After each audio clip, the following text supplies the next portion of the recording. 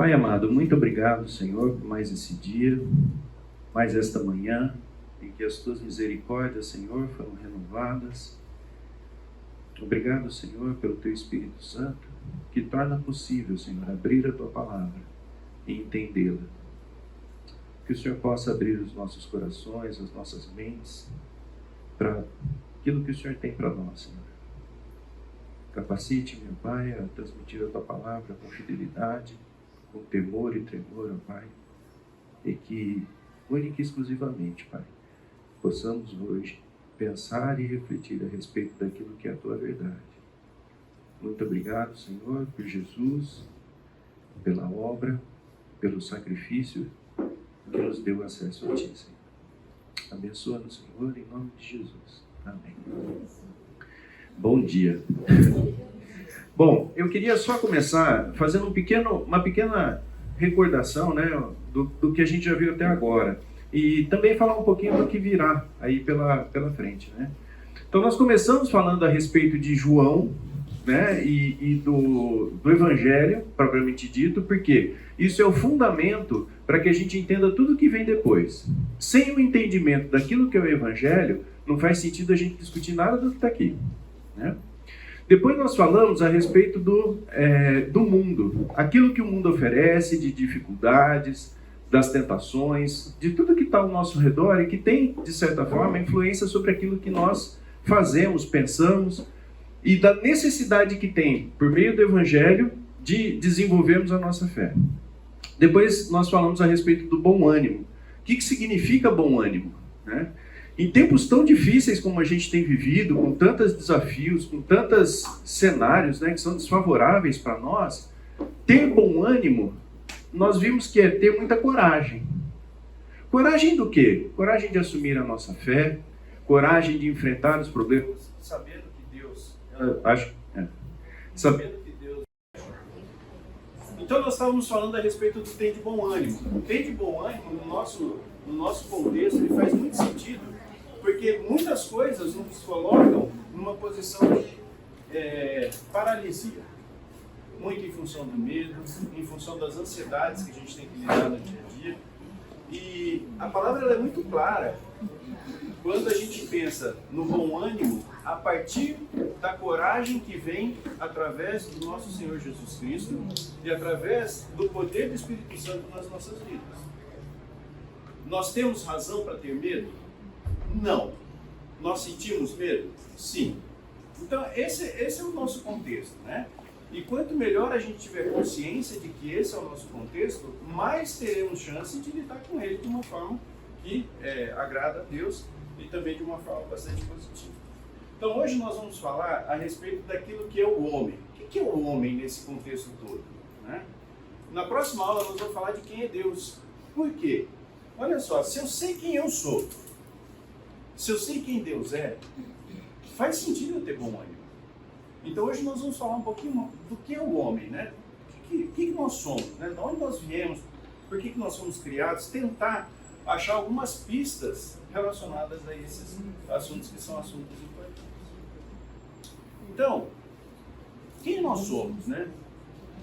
Nós temos, muitas vezes, uma visão distorcida de quem nós somos, né?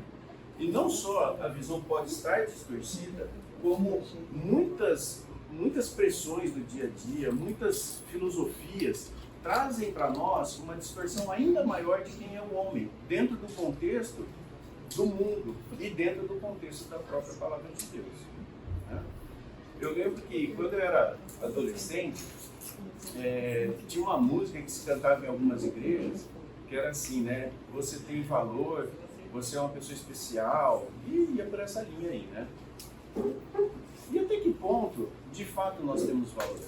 Até que ponto, de fato, isso é uma realidade nas nossas vidas, né? Então, é sobre isso que a gente quer discutir nessa aula hoje. Vamos abrir em Isaías 43, 6. Isaías 43, 6.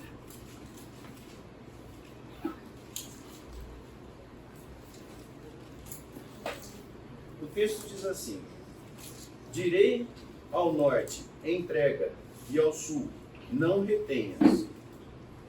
Trazei meus filhos de longe e minhas filhas das extremidades da terra, a todos os que são chamados pelo meu nome, e os que criei para a minha glória, e que formei e fiz. Então esse texto, ele é claro no seguinte sentido, de que Deus criou para a sua própria glória. Esse é o motivo pelo qual nós fomos criados, né? Efésios 1, de 11 e 12, vai na mesma linha. Então, um texto no Antigo Testamento, né? E um texto no Novo Testamento. Efésios 1, versículos 11 e 12. O texto diz assim: Nele, digo, no qual fomos também feitos herança, predestinados segundo o propósito daquele que faz todas as coisas conforme o conselho da sua vontade, a fim de sermos para o louvor da sua glória, nós os que de antemão esperamos em Cristo. Então, o que existe por trás da criação do homem? O homem foi criado para a própria glória de Deus. Aí você pode perguntar assim: poxa, mas que glória que a gente consegue trazer para Deus? Né? E Deus, será que é um narcisista que precisava de gente o tempo todo glorificando a Deus? São mistérios que a gente não tem uma clareza nas Escrituras em relação a isso. A gente sabe o que a Escritura fala. As razões que estão por trás, nós vamos ter que esperar quando chegar lá e a gente pergunta para Deus. Né? Então, assim, mas a palavra ela é clara. Nós fomos criados para a glória de Deus. Então, nesse sentido, quando a gente olha a razão pela qual nós fomos criados, de certa maneira, nós temos algum valor. Agora, perceba o seguinte: o valor não está em nós. O valor, ele surge do próprio Deus. A grande distorção que existe é que a gente acha que nós somos valorosos por nós mesmos. E que o valor está em nós. Mas o valor está naquilo que Deus fez. E não naquilo que nós somos. Essa é a grande diferença. Então, Deus não precisa da nossa glória. Deus não vai ficar menos Deus ou mais Deus se tiver ou não tiver a nossa glória. Agora, por que Ele fez? Porque Ele quis. Porque Ele é Deus. Está claro esse ponto? Então, o objetivo da criação do homem foi para glorificar o próprio Deus. Quais são as razões que levaram Deus a fazer isso? Nós não sabemos, a Bíblia não deixa isso claro. Mas o fato é que nós somos criados para a glória de Deus.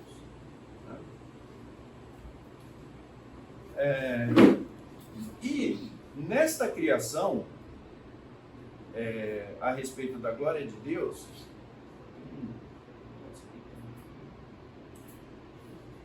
existe na Bíblia a forma como nós somos criados.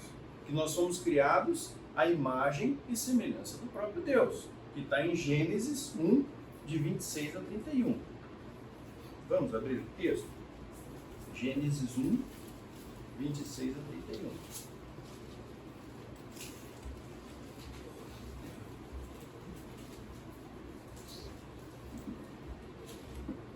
O texto diz assim: E também disse Deus: façamos o homem à nossa imagem, conforme nossa semelhança.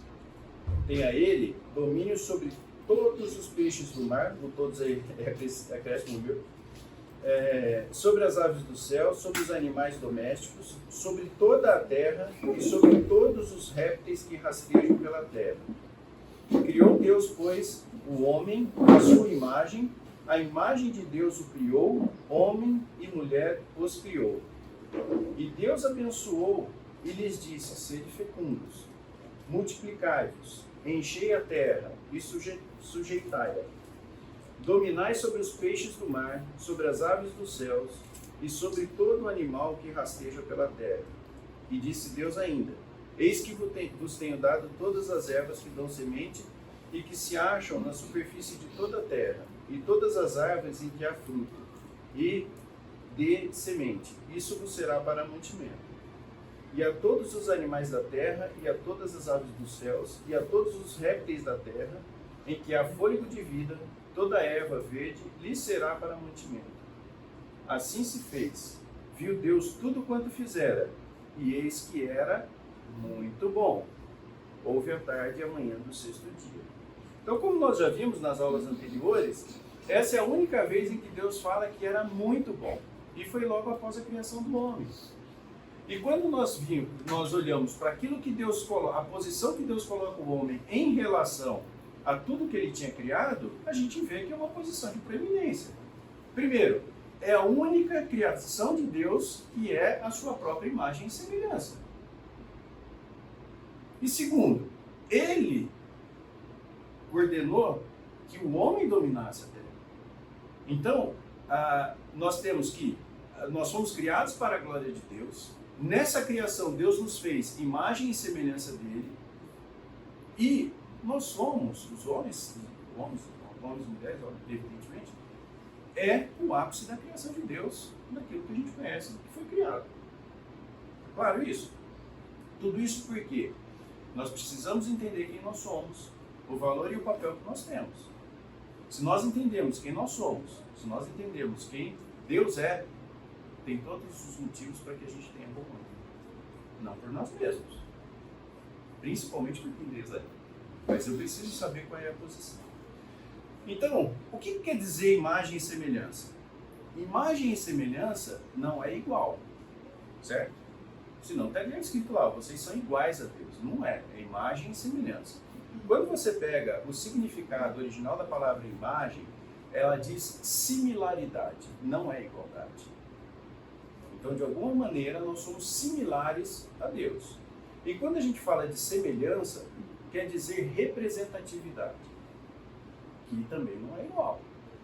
Então, nós temos na criação uma similaridade e uma representatividade daquilo que é o próprio Deus, mas não é igual. É similaridade.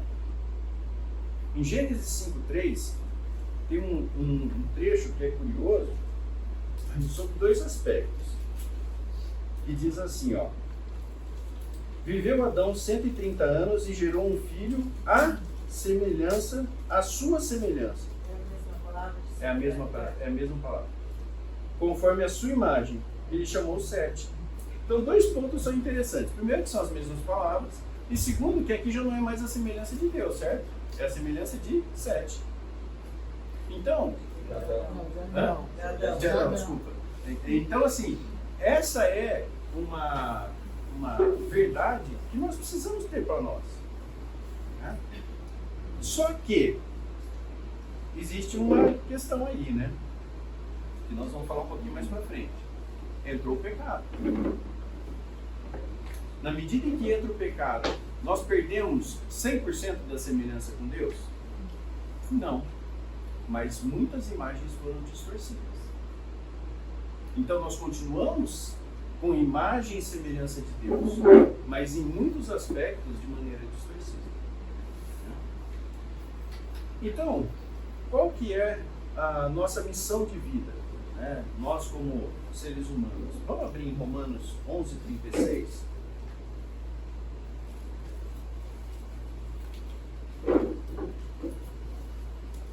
O livro de Romanos ele é muito interessante porque Paulo ele faz um encadeamento de ideias e é muito difícil dar um corte, né? Porque você vai lendo os versículos e fala assim, não, acho que até aqui é legal. Não, acho que vou um pouquinho mais pra frente, né? Você acaba tendo que fazer o corte para que a gente possa ser viável em termos de aula. Mas em Romanos 11:36, o texto diz assim, ó: porque dele e por meio dele e para ele são todas as coisas. A ele, pois, a glória eternamente. Amém. Então, qual que é o nosso propósito de vida? É cumprir o propósito original da criação, que é a glorificação de Deus através das nossas vidas. Se isso é o grande propósito da nossa vida, concorda que Deus tem que estar presente? Como é que você vai glorificar Deus se você não conhece a Deus, não tem relacionamento com Deus, não está ligado à videira? Então, por que muitas vezes a gente sente que, e acho que isso acontece muito com os não cristãos, né? Por que parece que sempre está faltando algo? Porque você não está cumprindo aquilo que é o propósito pelo qual você foi criado. Mas sem o Espírito Santo, as pessoas não conseguem entender isso. E aí vão buscar esse preenchimento de diversas formas e muitas vezes não pela forma correta. Ok. Então, como nós vimos, nós fomos criados à imagem e semelhança de Deus. Mas houve a queda. Quando existe a queda, nós não perdemos a imagem e semelhança de Deus, mas vários aspectos do nosso caráter foram distorcidos. Quais são esses aspectos? Por exemplo, pureza moral. O homem natural, ele não consegue ter acesso a uma pureza moral sem que o Espírito Santo trabalhe na vida dele. Existe uma distorção em relação a isso. Em relação ao caráter pecaminoso, nós somos inclinados ao pecado. Né? A questão do intelecto corrompido. Hoje a gente tem a oportunidade de ver ideias que até pouco tempo atrás você não teria acesso se você não fizesse parte daquele meio, né? Antigamente tinha um monte de sociedade secreta que desenvolviam lá uma série de pensamentos e a gente acabava nem tendo um contato. Hoje as coisas estão muito expostas. E a gente vê algumas ideias que são divulgadas, trabalhadas, onde que pode ter surgido uma coisa tão bizarra como essa, né? Da mente corrompida dos homens. Também nós perdemos com a queda a falta de glorificação permanente a Deus. Mesmo nós que passamos pela transformação do sangue de Jesus, ainda assim, a gente é deficiente nisso. Quantos de nós, em um momento ou outro da vida, não está reclamando? Não está achando lá no fundinho que Deus está sendo injusto? Não estou dizendo que Deus está sendo injusto, mas se eu fosse Deus, eu faria de outro jeito. Cara, você está falando que Ele está sendo injusto. Quando, na verdade, o propósito da nossa vida é constantemente glorificar o próprio Deus. Então, onde surgiu todo esse desvio? Fruto da queda, fruto do pecado. E também a falta de amor ao próximo. A gente vê isso evidenciado em diversas maneiras. E nisso nós somos extremamente criativos. Quantas formas nós conseguimos criar para demonstrar a falta de amor ao próximo? Nós somos extremamente criativos. Né? Então, são questões que, após a queda, houve uma distorção dessas imagens, que até a queda eram imagens perfeitas. O homem vivia em perfeita comunhão com Deus, em perfeita comunhão com a natureza. Nós fomos criados à imagem e semelhança de Deus, mas hoje várias dessas imagens foram distorcidas em função do pecado. E é interessante a gente perceber, porque a Bíblia também é muito clara em afirmar que nós, na medida em que nós nos convertemos, nós somos livres do poder do pecado, mas nós não somos livres da presença do pecado. Então, a partir do momento que nós nos convertemos, nós começamos um processo de desenvolvimento e de busca, chamado de santificação, mas que ele só se completará quando nós tivermos o corpo transformado. Essa imagem distorcida trouxe para nós uma visão errada daquilo que é Deus, de como pensar, de como agir, de como estar diante do próprio Deus. E por isso que nós temos essas distorções. Percebe como é complexo a gente entender quem é o homem na fila do pão, né? Como o pessoal diz. É muito complexo. Imagem e semelhança, em vários aspectos distorcidos. E aí você tem a condição do homem perdido e você tem a condição do homem resgatado por Deus. Realidades completamente diferentes, porém unidas ainda pela natureza pecaminosa. Esse é o homem, e esse é o nosso desafio. Então, por que ter bom ânimo? Ter bom ânimo não porque nós vamos ser perfeitos, mas ter bom ânimo porque nós temos acesso a Deus. E nós temos condições de caminhar no sentido de, a cada dia, a cada dificuldade, a cada desafio, estar mais parecido com Cristo. E na medida em que a gente consegue produzir, junto com o Espírito Santo, o caráter de Cristo na nossa vida, nós seremos mais felizes. Então, por que ter bom ânimo? Porque a luta é dura, mas ela vale a pena. Às vezes, quando você tem algumas lutas na sua vida e você não sabe muito bem qual é o resultado, dá uma vontade de desânimo, né? Eu tô cansado, né? Mas quando você pensa, para pensar que você tem uma promessa em que, estando em comunhão com Deus, aquilo resultará para um bem para você, você estará mais próximo de Deus, isso deve gerar em nós um bom ânimo, a despeito das dificuldades, a despeito das situações, a despeito das circunstâncias. E por isso que nós vemos em Tiago, tende por motivo de grande alegria, tende por passagens por diversas provações, porque a cada provação você se torna um pouquinho mais parecido com Cristo. É muito interessante, você pega, por exemplo, uma competição de Ironman, né? Eu me meti a besta a correr, né? Faz uns 2 anos mais ou menos, aí parei de correr, tive Covid, aquelas coisas, né? Ganhei peso. Eu tenho um amigo que fala que eu estou naquele regime Luiz Gonzaga, né? Engorda, emagreção foda, engorda. Mas eu me meti a correr. E uma coisa que é interessante na corrida é que tem determinados pontos da corrida que você fala assim, acho que já está bom. E teu cérebro começa a trabalhar muito contra você. Você não está cansado, você ainda tem perna para correr, mas teu cérebro fica o tempo todo assim, mas acho que 2 km tá bom. Tá? Você não corria nada, você já está com 2 km. E eu acho que na nossa vida com Deus, muitas vezes é isso também, sabe? A nossa mente, ela começa a falar assim, não, mas você já orou, você já cumpriu sua tabela com Deus. Não, mas você já leu a Bíblia, tá tranquilo. Só que o que Deus quer de nós, o que nós deveríamos ansiar, é pela comunhão completa. E isso não tem fim. É aquilo que nós falamos no outro dia na aula, né? Você vai estudar um texto. Passa um tempo, você lê o mesmo texto. Quanto que você aprende? O texto mudou? Não, mas você mudou. As experiências que você passou com Deus e detalhes, né? Deus te revela ali. Então, não tem fim. Nós começamos uma corrida que não tem fim. Ela só vai ter fim quando Cristo voltar ou quando nós morremos e ganharmos o nosso corpo glorificado. Mas até lá, não. Bom, quais são deixa eu só fazer uma coisa aqui. Vou sair fora aqui da apresentação porque tem um quadrinho.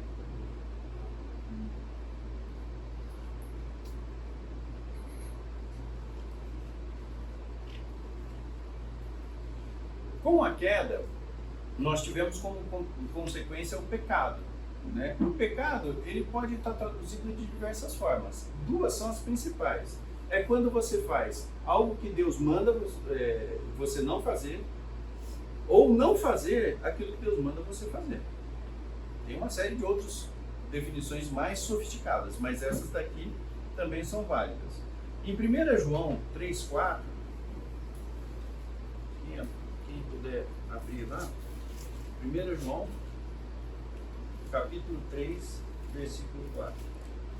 Todo aquele que pratica o pecado também transgride a lei, porque o pecado é a transgressão da lei. Então, se você tem uma lei, ou que diz para você não fazer e você faz, ou que diz que você tem que fazer e você não faz, você está transgredindo a lei. E transgressão da lei é pecado, né? Romanos 2,15. Que alguém poderia falar assim, mas tem gente que não tem a Bíblia. Então vamos lá.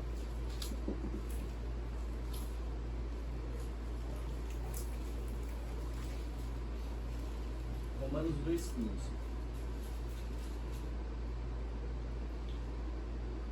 Estes mostram a nós, vamos ler o anterior, né? Quando, pois, os gentios que não têm lei procedem por natureza de conformidade com a lei, não tendo lei, servem eles de lei para si mesmos. Estes mostram a norma da lei gravada no seu coração, testemunhando-lhes também a consciência e os seus pensamentos, mutuamente acusando-se ou defendendo-se, no dia em que Deus, por meio de Jesus Cristo, julgar o segredo dos homens, de conformidade com o meu evangelho. Então veja que Deus, de alguma forma, ele traz no coração do homem, ele grava no coração do homem a lei, o que é certo e o que é errado. Em muitas culturas distantes, inclusive do cristianismo, você tem alguns princípios que você vê na palavra de Deus. Né? E de onde que surgiu essa consciência, já que o homem é caído? Deus coloca lá o senso do certo e do errado. Deus coloca também o senso de eternidade. Isso não é nosso. De alguma maneira nós temos dentro do nosso coração um senso de eternidade. Romanos 2, 17 a 29. Se, porém, tu, que tens por sobrenome judeu, e repousas na lei, e te glorificas em Deus, que conheces a sua vontade e aprovas as coisas excelentes, sendo instruído na lei, que estás persuadido de que és guia dos cegos, luz dos que se encontram em trevas, instrutor de ignorantes, mestre de crianças, tendo na lei a forma da sabedoria e da verdade. Então, veja que a lei, embora você tenha um processo para aprendizado, nela está a sabedoria e está a verdade. Então, quando nós pecamos e nós estamos indo contra a lei, nós estamos pecando. Então, só para que a gente possa nos posicionar. Existe uma criação, o propósito da criação do homem foi para glorificar a Deus. Deus nos faz imagem e semelhança a Ele, e existe a queda. A partir da queda surge o pecado no mundo. E o pecado no mundo, ele precisa ser, primeiro, nós precisamos ter consciência do que ele é, e a consciência vem através do Espírito Santo, pelo estudo da palavra, e nós começamos uma busca contínua no sentido da santificação. Cara, e daí, gente? Tranquilo.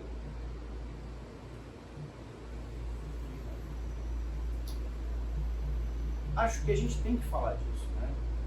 Se nós falamos de queda, falamos de criação, falamos de queda, falamos de pecado, é impositivo nós falarmos do Evangelho, que está em João 3,16. Que Deus amou o mundo de tal maneira que deu seu Filho do jeito, para que todo que nele crê não pereça, mas tenha a vida eterna. Então, o que é importante nós termos em mente? E eu não vou saber ser matemático com relação a esse conceito. O valor que nós temos é porque um Deus que não tinha razão nenhuma para nos amar, nos amou. Não tinha razão nenhuma. Por mais que você ache que você é um cara legal, não tinha. Mas ele amou. E não só amor, ele deu o seu filho para morrer por nós. Mas isso não é por causa do que nós somos, é por causa do caráter dele. Então tem muitas linhas, né, de ensino que falam assim, olha, você tem valor para Deus, porque Deus deu Jesus para morrer em seu lugar. Mas ele não deu Jesus para morrer em nosso lugar pelo que nós somos. Ele deu Jesus para morrer no nosso lugar por quem ele é. Então o valor não está na gente, o valor está no próprio Deus. Esse é o grande desafio para nós entendermos. E por que eu acho que isso é importante nós falarmos nesse momento? De alguma forma, pelo menos acontece comigo, não sei se com vocês também. Na medida em que a gente vai desenvolvendo a fé e a gente vai ganhando consciência daquilo que a gente produz, dos frutos, né, a gente começa a se achar meio legal. E a gente começa a querer cobrar Deus de algumas coisas. Né? E fala assim, poxa, isso aqui tá certo. Né? Eu te obedeci. Se eu te obedeci, qual é a lógica nossa? Se eu te obedeci, tem que me beneficiar de alguma forma. E a verdade é que isso não faz o menor sentido. Mas nós somos assim, pelo menos eu sou assim. Eu conversei com outras pessoas que, na essência da sua sinceridade, também pensam assim. E aí gera revolta, gera murmuração. O nosso cérebro, ele é desenhado para construir cenários, sempre. E na medida em que a gente desenha um cenário e aquele cenário não acontece, isso gera em nós o medo, principalmente pela falta de controle. E quando nós temos o medo em função da falta de controle, a nossa tendência é murmurar. E a gente, é engraçado, porque a gente perde de vista, né, quem está no controle. Nós temos uma necessidade de ter controle sobre as coisas que é um negócio assim, gigante. Né? E o tempo todo a gente quer saber o que vai acontecer amanhã, o que vai acontecer daqui uma hora. E muitas vezes a gente deixa de viver o presente, confiando de que Deus vai prover. E viver o presente não significa ser irresponsável, obviamente que não existem princípios bíblicos que falam a respeito disso, mas é você estar tranquilo. Na nossa mente de cenários, a gente muitas vezes imagina o pior. E isso muitas vezes não acontece, né? A maioria das coisas que a gente se preocupa não acontece. A grande maioria. Mas enquanto a gente está imaginando essas coisas, que tipo de sentimento nós desenvolvemos? Não é? Medo, irritação, às vezes a gente acaba não dormindo, e aí vem uma série de consequências. Eu ouvi uma palestra uma vez de um executivo, não é questão, mas ele falou uma coisa que eu achei interessante. Ele falava o seguinte, que ele, desde cedo, ele aprendeu a ter uma rotina para cuidar da sua própria saúde. Aí o pessoal que está me entrevistando falou assim, mas como é que você consegue ter isso? E as preocupações? Ele falou, a primeira coisa é o seguinte, ele falou um número lá, vou chutar aqui como não é, mas por exemplo, 70% do que você se preocupa não acontece. Só que os 30% que acontecem, você tem que estar na tua melhor forma para você resolver de maneira eficiente. Então eu me preparo não para os 70%, eu me preparo para os 30%. Agora, se você vai cuidar dos 30% que efetivamente aconteceram, e você está ruim de saúde, está estressado, então você não consegue resolver. Uma visão mundana, né? A respeito de como tratar os problemas, mas que de certa forma nos posiciona em relação à própria fé.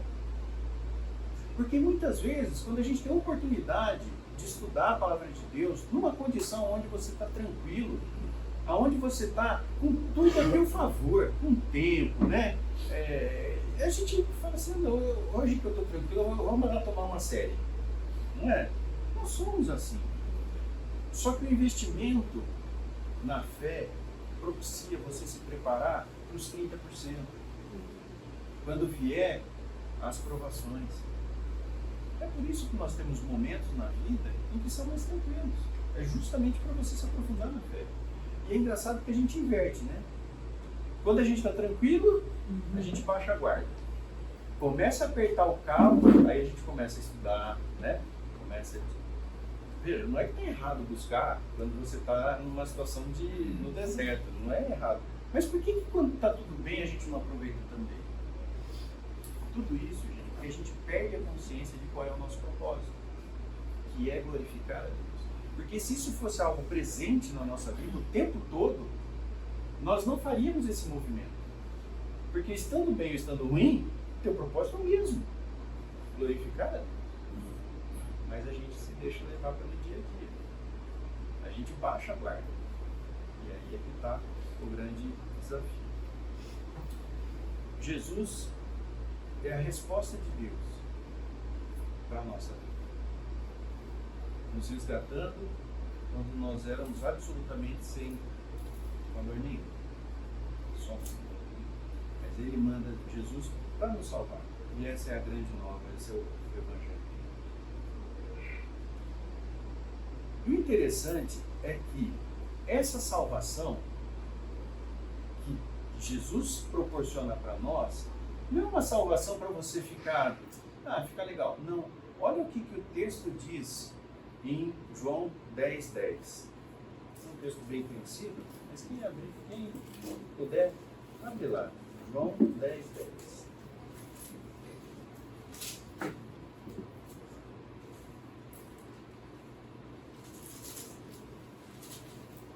O ladrão vem apenas para roubar, matar e destruir.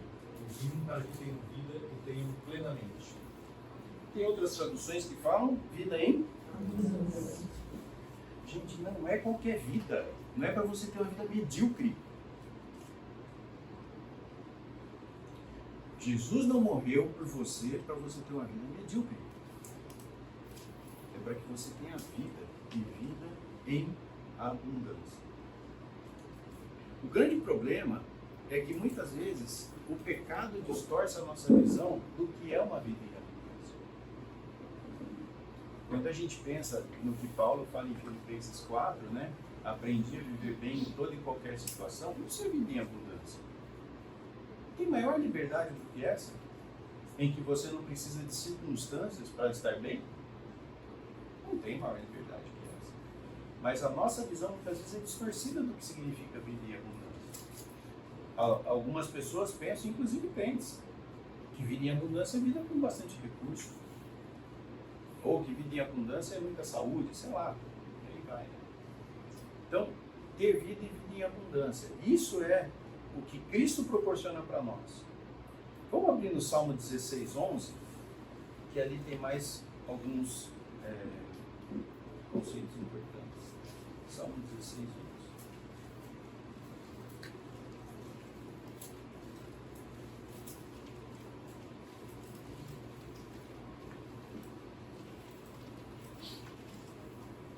O texto diz assim: Tu me farás ver os caminhos da vida.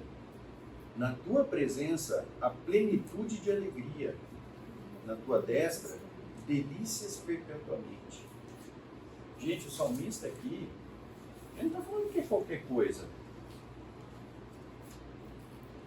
Quando a gente vê os caminhos da vida, que está na presença de Jesus. Não é uma vida que não é desejável. Né? O que tem aqui daquilo que a gente viu do conceito de mundo? Nada. É o estar na presença de Deus. Agora, quanto que isso está presente no nosso dia a dia, né? Segunda-feira, lá que você está no seu trabalho, e quantas vezes você lembra que estar na presença de Deus é plenitude de alegria? A gente acaba não tendo isso muito claro.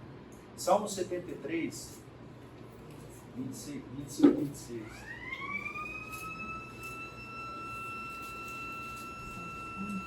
O texto diz assim: Quem mais tenho eu no céu? Não há outro em quem eu me compraza na terra. Ainda que a minha carne e o meu coração se desfaleçam, Deus é a fortaleza do meu coração e a minha herança para sempre.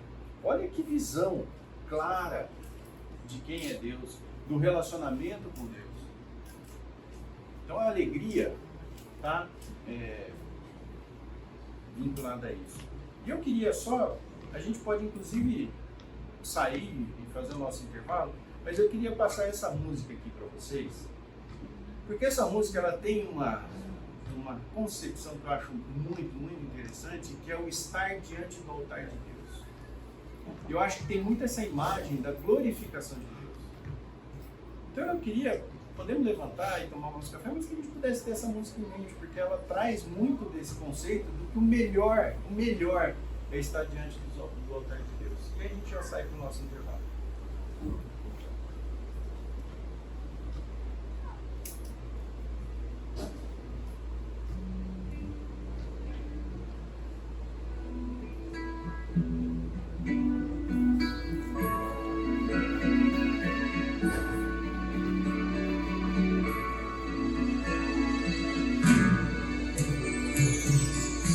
Quando na atenção dos seus tabernáculos, Senhor dos exércitos, A minha alma suspira e desfalece pelos teus átrios. Um pardal encontrou casa, a andorinha ninho para si. Eu encontrei teus altares, Senhor, Rei meu, que Deus meu. Eu encontrei teus altares, Senhor, Rei meu, que Deus meu.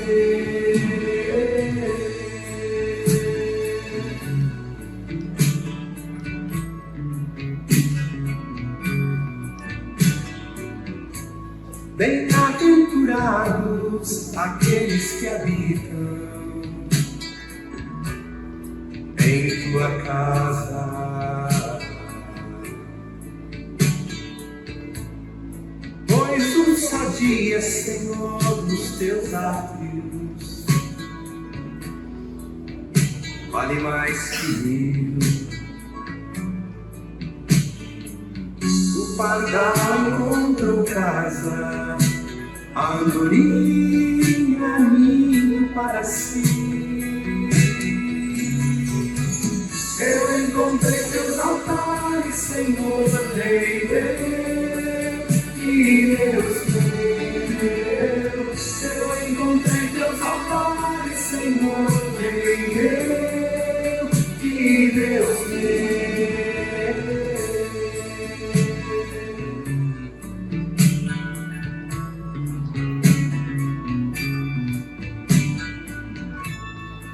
Pois o Senhor é sol e escudo, a graça e glória.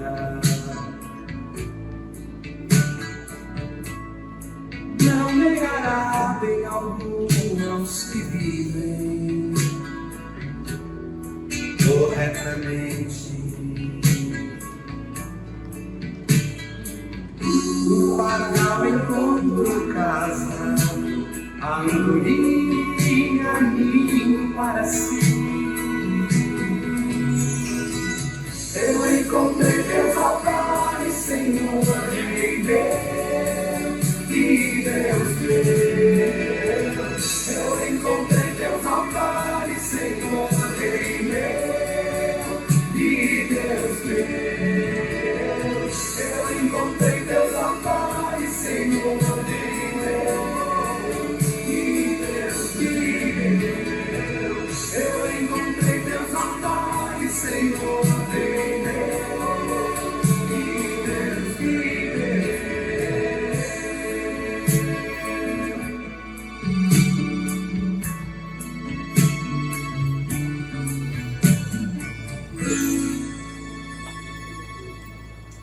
Que a gente possa encontrar os altares de Deus, assim como o pardal e andorinha, porque ali é o lugar mais seguro. Vamos pro nosso café?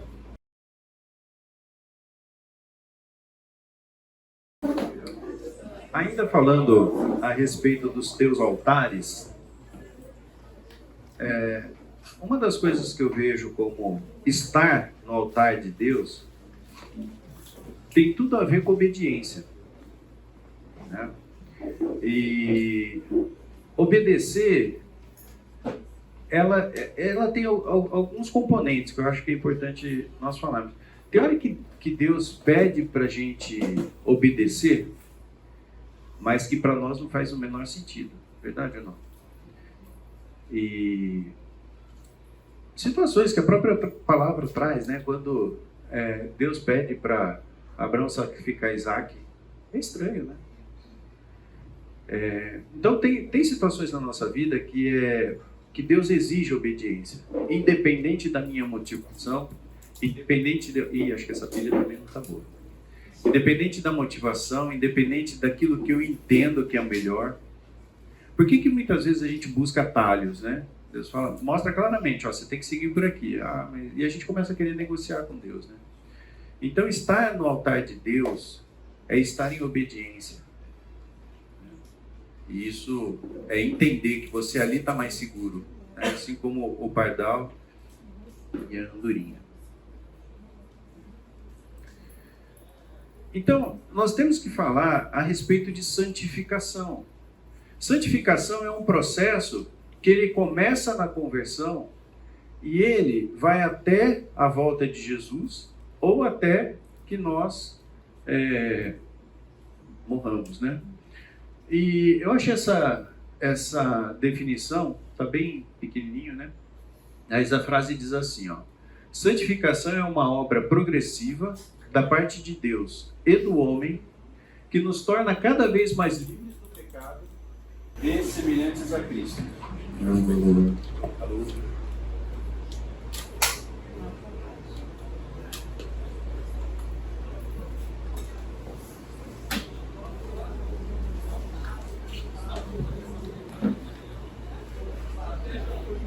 Então, o que é interessante, né, nós pensarmos nessa frase? Primeiro, na santificação, André, eu vou tentar falar mais alto, mas se estiver baixo aí você me dá um toquezinho. Por causa do ar-condicionado acaba não dando bem, mas aí me dá um toquezinho. Então, assim, ó, a santificação, ela é um processo em que existe uma colaboração de Deus e existe uma colaboração nossa. Aí você fala, Maurício, mas qual que é a minha parte, qual que é a parte de Deus? Porque aí eu quero cuidar da minha parte, porque se der errado a culpa é de Deus, porque ele que não fez a dele. Gente, Deus vai fazer a dele, então você não precisa se preocupar, faça a tua, a de Deus ele faz. Mas é um processo colaborativo, de alguma maneira existe uma interação entre Deus e o homem, e o processo de santificação acontece a partir daí. E ela é progressiva, né? E qual que é a diferença entre justificação e santificação? Que são dois conceitos que muitas vezes trabalham juntos, né? Aliás, não existe santificação sem justificação. É impossível o ímpio se santificar. Por quê? Como nós vimos, é um processo de colaboração. Então o Espírito Santo precisa estar atuando para que ele aconteça. Então o incrédulo não é possível se santificar. Então a justificação é uma posição legal.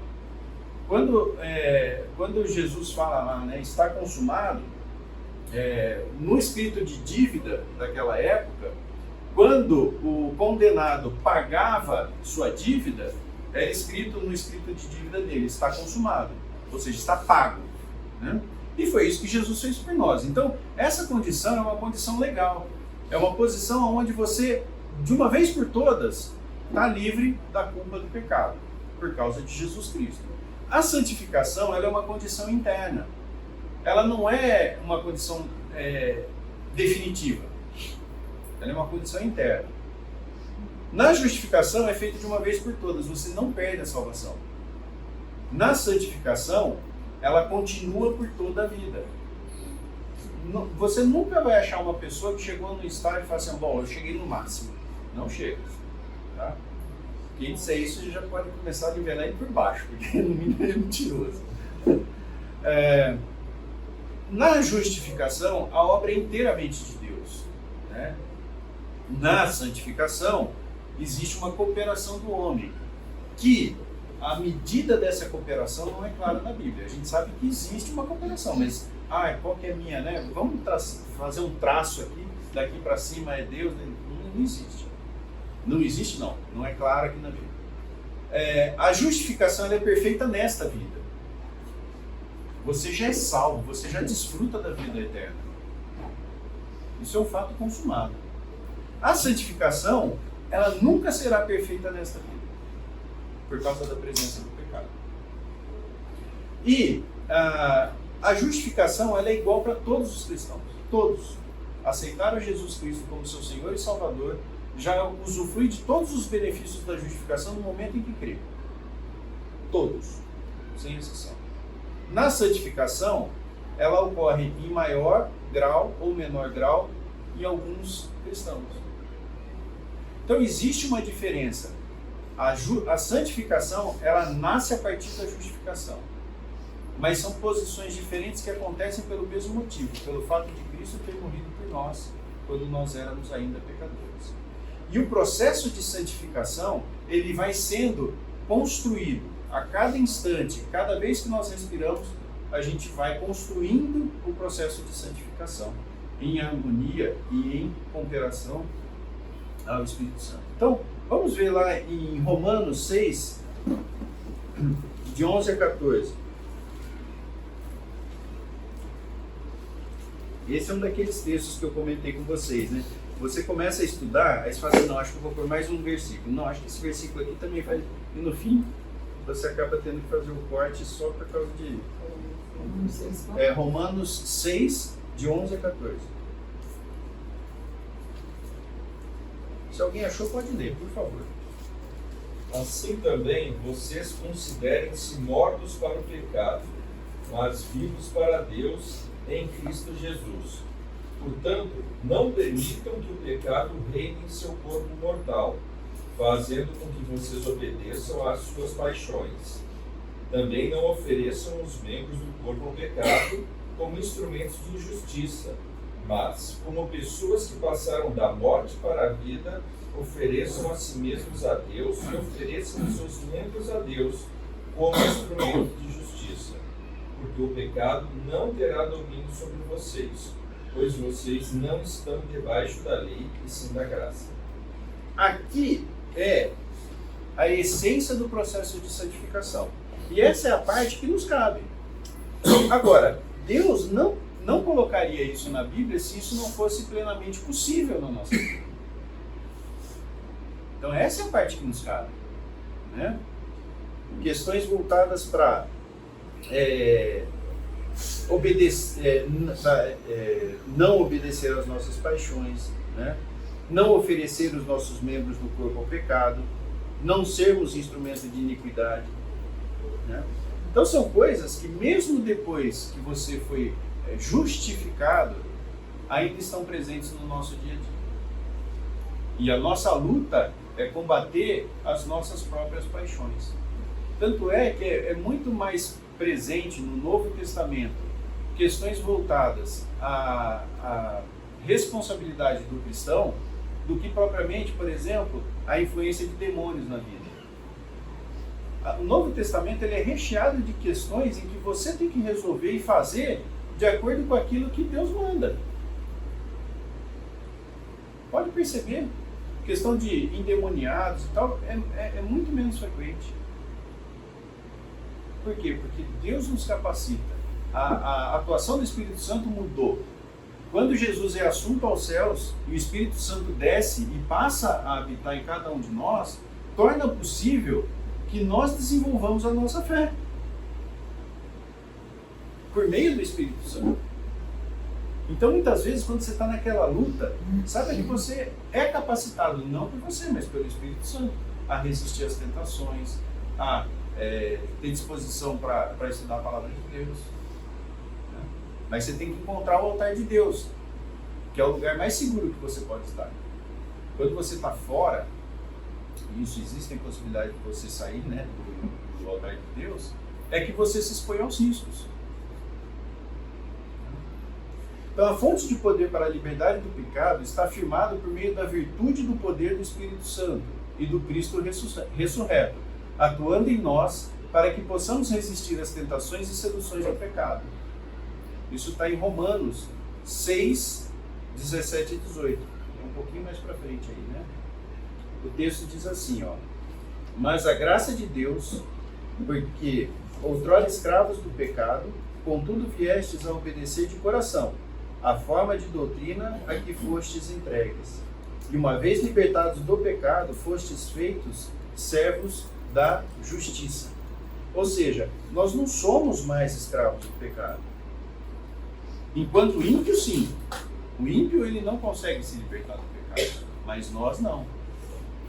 Ainda estamos na presença do pecado, mas fomos libertos da escravidão do pecado.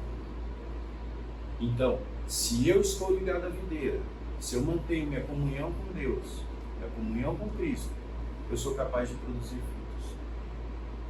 Daí é que vem a possibilidade de produzir frutos. Lembra que nós falamos na aula? O fruto ele não vai fazer assim, bom, hoje eu estou com, que nem o Dante, acho que foi o Dante que falou, hoje eu estou com vontade de produzir laranja. Hoje eu estou com vontade de produzir goiaba. Não é assim. O fruto vem da árvore. E o teu compromisso é estar ligado à árvore. O fruto, ele virá, desde que você esteja se alimentando da seiva. Mas ele virá. E quem que define o fruto? É o próprio Deus.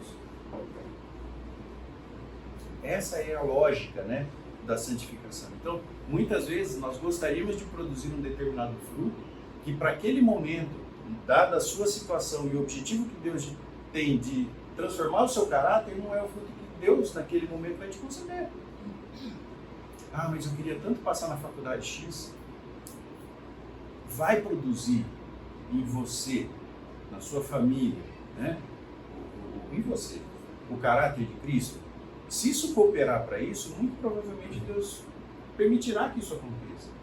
Mas se isso colocar você numa situação de afastamento de Deus, né, e que você vai vai se distanciar de Deus, muito provavelmente aquilo não virá. Ou se vier, virá junto com a disciplina que Deus também usa para conosco, né?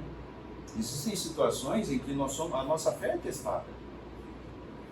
De novo, quando a gente olha, por exemplo, de Jó, Jó foi um homem que Deus fala que ele era justo, não foi contigo que falou, né? Tem contigo ainda? Acho que não tem. Diga, né? Não foi a contigo que falou, foi o próprio Deus. E porque ele foi fiel, porque ele era justo, que ele passou por tudo que ele passou. Só que no momento em que nossa fé é testada e aprovada, o crescimento vem. O crescimento vem. Nós lemos já, né, o 6, 17 e 18. Então, esse é o início, tá certo? Toda vez que nós pensarmos em santificação, existe um início. E nós temos que entender o seguinte: todo ferramental necessário para que a gente comece um processo de santificação, ele é dado na tua conversão, que é o Espírito Santo. Então, todos nós conseguimos caminhar com a santificação a partir do momento em que recebemos o Espírito Santo. Né? E aí tem a segunda fase, né? Que é o desenvolvimento, durante ali a nossa corrida aí em direção ao caráter de Cristo. Em Filipenses 3, de 13 a 14, fala um pouquinho sobre isso. E se alguém achou, por favor, pode ler.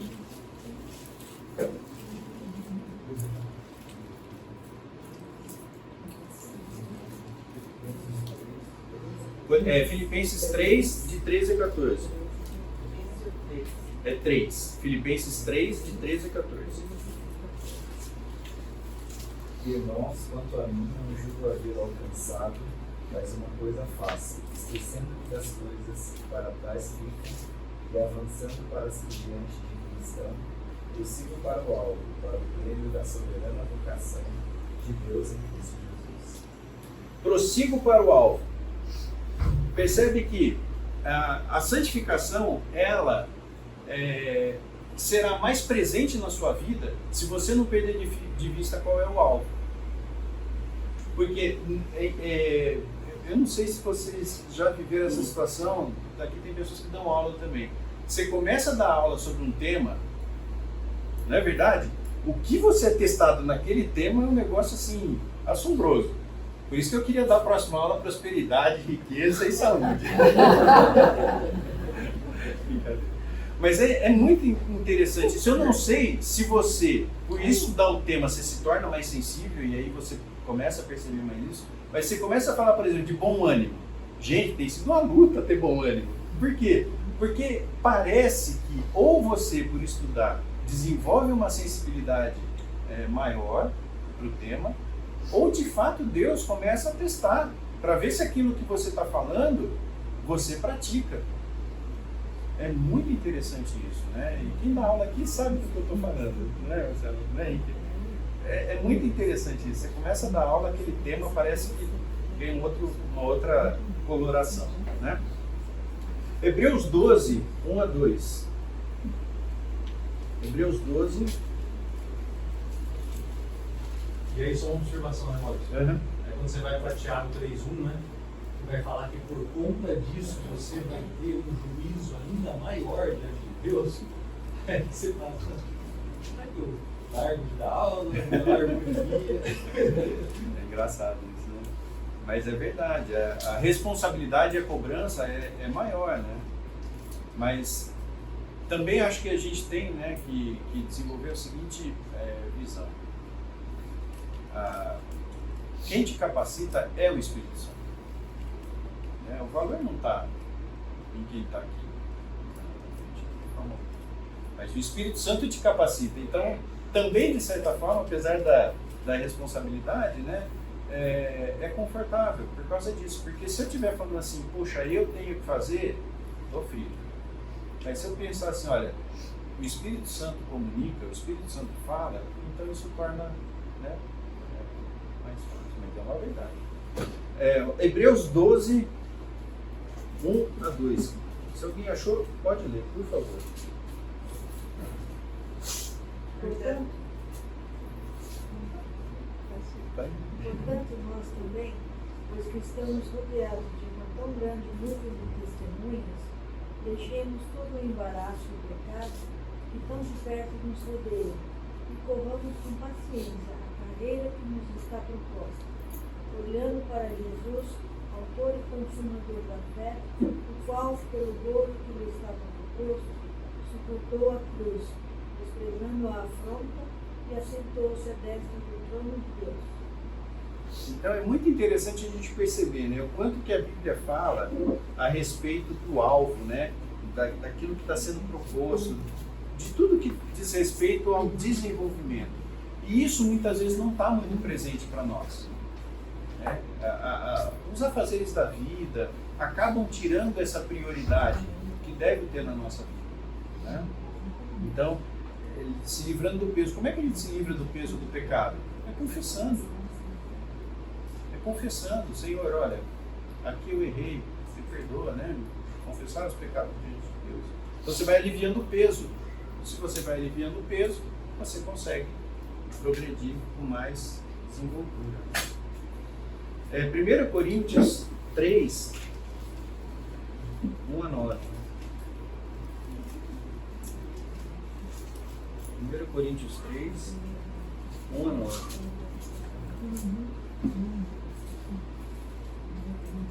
Quem achou pode ler, por favor.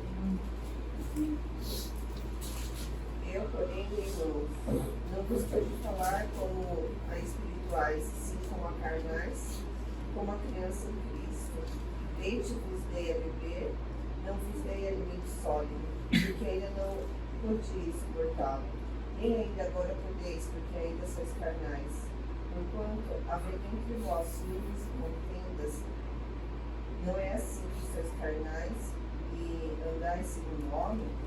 Quando, pois, alguém diz, eu sou de Paulo, e outro, eu de Apolo, não é evidente que andais segundo os homens? Quem é Apolo? Quem é Paulo? Servos por meio de quem crestes, e isso conforme o Senhor considerou cada um. Eu plantei, Apolo regou, mas o crescimento veio de Deus. De modo que nem o que planta é alguma coisa, nem o que rega, mas Deus que dá o crescimento.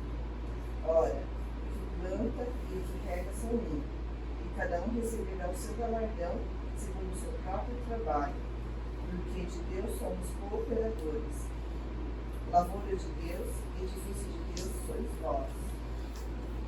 Muito interessante isso, né? Aqui claramente a gente percebe que existem estágios de desenvolvimento da santificação e que é esperado que o cristão se desenvolva na fé. Então, quando ele fala aqui a respeito do leite, que não pode dar alimento sólido, é aquele crente que vive uma vida medíocre do ponto de vista do desenvolvimento da própria fé. E tem muitos crentes que passam anos e anos e anos e anos e anos sem o crescimento devido, né? Eu sou um exemplo disso. Durante muitos anos aqui na igreja, eu vinha aqui, domingo, sentado, tal, assistia um culto, tal, e pronto, vida que segue. E segunda-feira eu estava preocupado com o meu trabalho, preocupado com uma série de coisas. Foi de um tempo para cá que eu comecei a ver os benefícios de estudar a palavra de Deus todos os dias, os benefícios de meditar na palavra de Deus, o benefício que você tem quando você está passando por um momento, às vezes, muito difícil, e você lembra dos textos da Bíblia. Então, isso faz uma diferença assim, gigantesca. Mas isso existe da nossa parte uma disposição para correr em direção ao alvo. Né? A vida do crente, ela não é uma vida fácil. Ela não deve ser uma vida fácil. E nós sempre devemos, em consideração, né, com a consciência de quem é Deus, desenvolver a nossa salvação com temor e tremor. O que significa isso? Com respeito, valorizando. Sabe, quando o Fernando falou, né, a respeito de aproveitar as oportunidades de estudo da palavra, isso é muito sério. Às vezes a gente vai, né, eu me incluo aqui, né, mas às vezes a gente vai para um evento da igreja porque é um evento gostoso. Não que tenha alguma coisa de mal, percebe? Mas tem algo muito melhor que isso. A comunhão é algo que nos ajuda a desenvolver. É importante. Está dentro da didática de Deus para nos ensinar uma vida que vale a pena. Está a comunhão com os irmãos.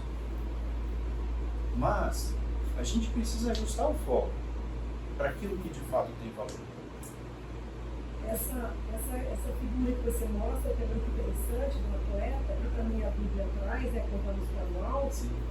E quando você fala de didática é muito interessante, porque às vezes a gente lê a palavra de Deus, mas a gente não consegue perceber a didática ou visualizar a didática que ela está trazendo.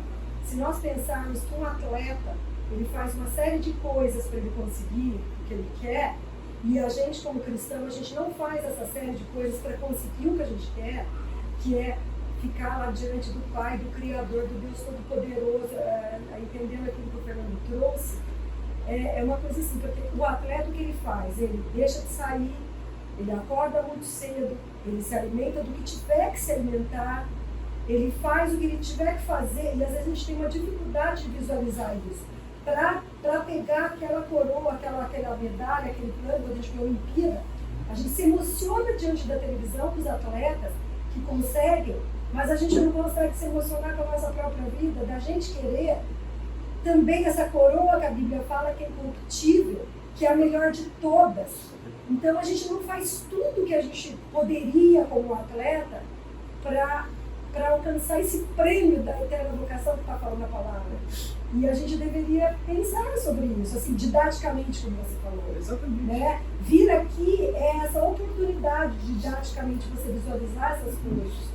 Né? Então eu acho a palavra, eu falo que eu sou muito apaixonada pela palavra de Deus, porque Deus já previu até lá na frente a didática lá de trás do Velho Testamento, como é que eles compreenderiam, falando para os judeus como eles compreenderiam, falando para nós hoje como nós compreenderíamos. Isso tudo a palavra de Deus traz. Riqueza para o passado, riqueza para o presente. E a gente pode ficar tranquilo que para o futuro, para os nossos filhos, vai falar, vai ter a didática aqui. É uma grande verdade isso. E essa figura do atleta, né? Ontem acho que eu estava assistindo um vídeo do Drauzio Varela, né? Que ele tem acho que 73 anos, talvez. E ele acabou de cumprir uma maratona, né? Maratona é 42 quilômetros, né? Então, como eu agora estou gostando de corrida, eu vejo isso. E ele falou assim, olha, o maior benefício para mim não é a maratona. É porque, por causa da maratona, eu tenho uma série de regras que eu tenho que cumprir no meu dia a dia para poder correr a maratona. Não adianta você falar assim, não, então eu vou correr a maratona, levantar um pouquinho mais cedo, fazer aquecimento e sair. Não adianta, tem que se preparar. Então, isso que você falou é uma grande verdade. 79 anos. 79? Então você vê, né, um cara que... E ele falou assim, olha, o que eu prezo é a qualidade de vida. Porque uma visão de mundo, mas que tem aplicação para nós também, quando a gente pensa na nossa vida espiritual. Então, de certa forma, quando a gente fala do alimento, né, que tipo de alimento nós estamos tendo na nossa mente para que a gente possa ter um bom desempenho? Né? Que tipo de música, que tipo de filme, que tipo de série. E o quanto que isso concorre com a própria palavra de Deus. Não é? Então, assim, a gente tem a visão, né? Quando a gente vê uma final, por exemplo, uma final olímpica, a gente tem a visão, a falsa impressão de que aquela pessoa está correndo aquela final olímpica, né, por exemplo, aí na foto, é uma pessoa que estava assistindo uma série na Netflix, aí ela falou assim, deixa eu ir lá correr uma final olímpica. Então, nós como crentes, a gente tem essa visão, né? Eu estava vendo sobre o Michael Phelps, por exemplo, que foi o maior nadador de todos os tempos. São de 6 a 8 horas dentro de uma piscina todos os dias. E quando eu falo todos os dias, é 7 dias por semana. E 2, 3 dias sem treinar já significa perda de tempo, em termos de recorde, né? Então, quando você olha a vida de um cara desse, você vê assim, a disciplina que o cara tem para passar todos os dias, né? Ele tinha uma perda de cerca de 20 mil calorias por dia treinando, né? Ele tinha que repor pela alimentação, para poder chegar e ser o maior nadador de todos os tempos. Então a gente tem, como crentes, entender que se a gente ficar sentado no sofá da nossa sala, né, assistindo a série da Netflix, nós também não vamos estar sendo aqueles crentes que o Senhor, né, de antemão preparou obras para que nós executássemos. E nós vamos desperdiçar potencial, né? Porque todos nós somos bons cristãos potencialmente falando. Mas se é uma obra de cooperação, você vai perder muito do que Deus tem para oferecer para você, né? Então, eu passei por 2 momentos difíceis da minha vida, em posições muito semelhantes, numa das primeiras vezes ainda muito imaturo, né? Pô, judiei da Débora, das crianças, achava ruim, levantava sempre de mau humor. E na segunda vez, com mais maturidade, pude desfrutar um pouco melhor dessa questão da confiança em Deus, né, do que Deus supre e tal. Gente, não tem comparação. E quantas vezes a gente está passando por aquela vida medíocre, sabe, na seca, quando Deus tem tanto para oferecer para nós. Uma das coisas também, voltando para esse tema de esportes, que eu acho muito legal, uma vez perguntaram para o Bernardinho, né, o que a seleção brasileira treinava. E é interessante, vocês já pararam para pensar isso? Seleção brasileira de vôlei, o que eles treinam? Gente, eles treinam fundamento. Sabe o que é fundamento? São as coisas básicas. Então a gente sempre quer olhar a Bíblia, né, e descobrir um novo olhar sobre a Bíblia que nenhum teólogo descobriu. Gente, treina fundamento. Por que falar do Evangelho é tão importante? Porque nós estamos perdendo a intimidade com o Evangelho que nos capacita a falar para um feirante, para falar para, sabe, vai comer pastel, aquilo tem que estar tão presente na sua mente que aquilo sai naturalmente, no meio da conversa. Eu tenho o privilégio de ser genro do Valentim. Gente, é impressionante, ele aproveita as oportunidades. Você fala assim, não, né? Ele vai e aproveita. Por quê? Porque o Evangelho está tão presente na mente dele que o assunto surge de maneira natural, né? Então, quando a gente está vivendo o nosso dia a dia, vai para os fundamentos. Vai ler o Evangelho, vai ler... Porque esse é o esperado de nós, né? Não é uma grande descoberta teológica, mas é um fundamento. É treinar aquilo que vai te capacitar no dia a dia. Às vezes, numa conversa com sua esposa, numa conversa com seus filhos, com seus pais. Falar de princípios, que são princípios básicos, mas importantes. E é interessante porque, de uma certa maneira, não sei se isso acontece com vocês, mas comigo acontece. Então vocês falam assim, nem vou falar porque ele sabe. Fala. Ainda que saiba, discuta o assunto. Revisite, né, esses conceitos constantemente. Então tem muita analogia com relação ao esporte, né? Porque a própria Bíblia traz essa analogia. E esporte é disciplina. E muitas vezes é trabalhar contra a nossa mente. Quem aqui pratica algum esporte sabe disso, né? É aquilo, você está correndo, você fez um objetivo de correr 5 km, né? E aí quando chega no 2, a mente começa, né? Ó, no 2 tá bom, você ontem. Esse dia eu fui correr e estava com bolha no pé. Eu falei, afinal de contas eu tô com bolha, né? Aí eu falei, quer saber? É agora que tem que ir, né? Peguei o vestido, fui correr. Aí, 1 km. Essa bolha tá me incomodando. 2 km, eu acho que você devia parar, bolha do pé. E no fim eu completei os 5 km que eu queria correr. Então assim, muitas vezes a nossa mente, e no caso aqui, a nossa natureza pecaminosa, ela vai te desestimular a fazer aquilo que você precisa fazer. Aquela hora que você pega para ler o texto bíblico e passa na televisão, né? Olha, nova série como é que é? Do Casa dos Dragões lá, né? Casa Dragão, não sei o que. Puxa vida, esse é um programa que eu queria assistir. Então nós temos que o tempo todo estar resistindo e está muito claro. E isso que você falou é muito verdade. O que mais deve motivar é o alvo, é aonde nós vamos chegar. Essa tem que ser a nossa motivação. Se eu tiver consciência do quão bom é estar na presença de Deus, encontrar os altares de Deus, se eu tiver consciência do quão bom é isso, eu vou me dispor a fazer. Agora, se isso não faz nem parte da minha lista de prioridades, não é um processo natural.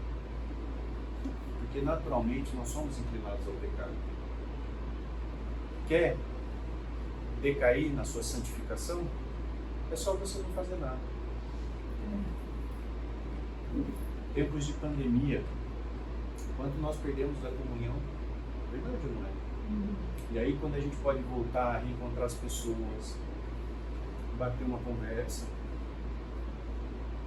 Então assim, a fé, ela está fundamentada num aspecto onde a gente precisa ter em mente quais são as nossas prioridades, aonde nós queremos chegar.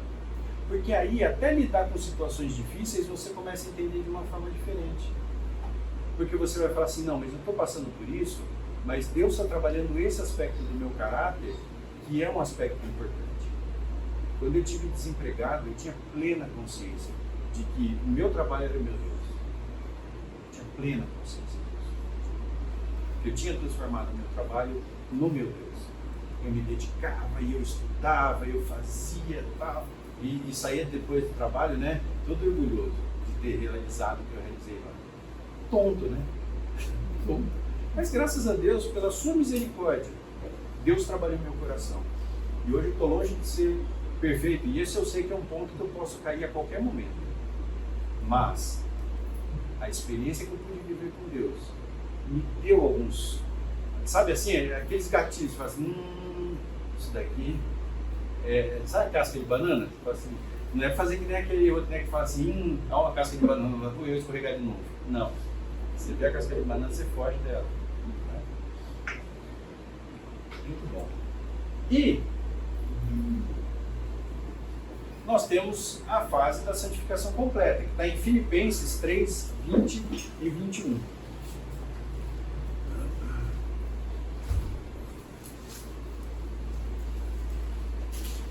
Quem achou? Por favor, pode ler.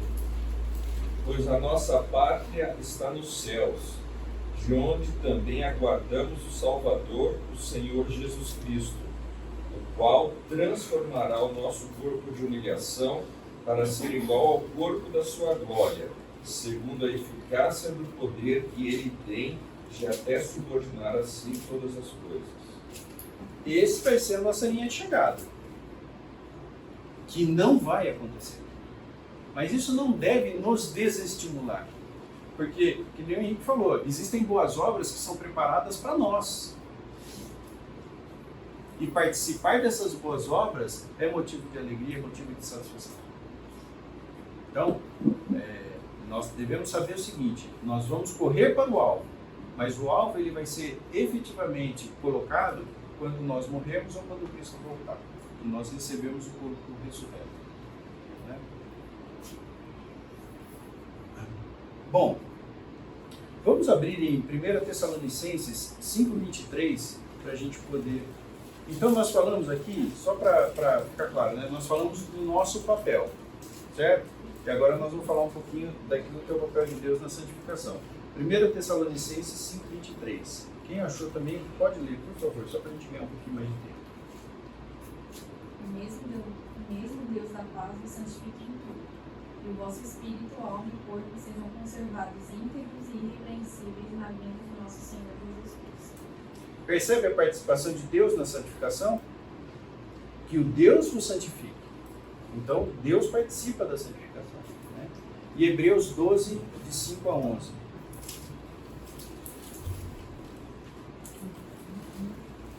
Quem achou também, por favor, pode ler. Hebreus 12, de 5 a 11.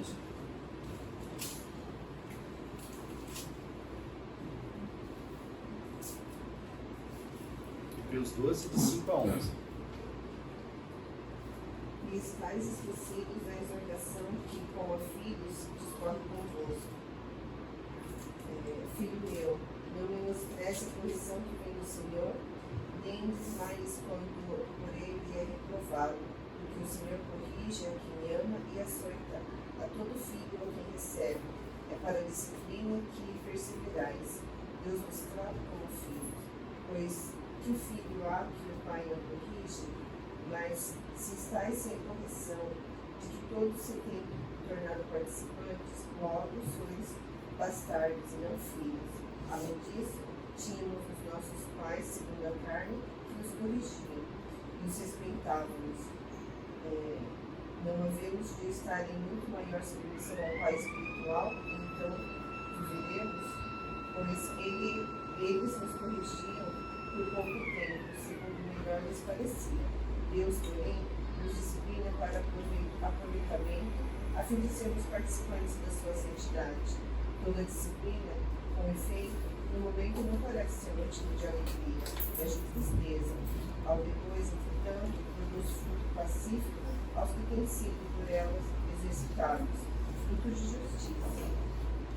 A disciplina de Deus é um ato de amor de Deus em relação a nós. Deus não demonstraria o amor dele para conosco se numa situação em que você perde a oportunidade de desenvolver o seu caráter ou caminhar para um lugar errado e Deus não te corrigisse, não te trouxesse de volta para a rota. Nós falamos aqui de correr, de estar em direção ao alvo. Você já imaginou você estar correndo na direção errada? Toda a disciplina de Deus é um ato de amor do nosso Deus para conosco. E nós devemos encarar a disciplina desta maneira. Por isso que é motivo de louvor e adoração ao próprio Deus. É por isso que 100% do nosso tempo nós temos que glorificar a Deus. Porque Ele é um Deus zeloso. Não porque o valor esteja em nós mesmos, mas por causa do caráter que Ele tem. Por causa das promessas que Ele fez para Ele. Vamos encerrar com uma oração?